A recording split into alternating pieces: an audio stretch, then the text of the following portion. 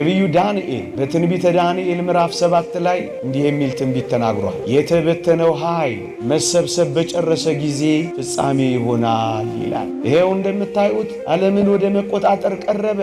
ኃያል ሆኑ፣ በረቱ።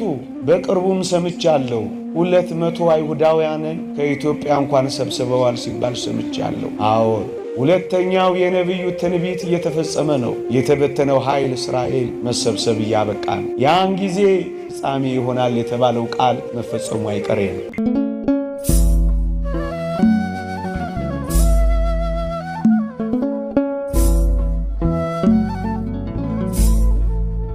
ክቡራን አበው ካህናት፣ ሊቃውንተ ቤተ ክርስቲያን፣ መምህራን ወንጌል፣ ዘማሪያን፣ የተወደዳችሁ የልዑል እግዚአብሔር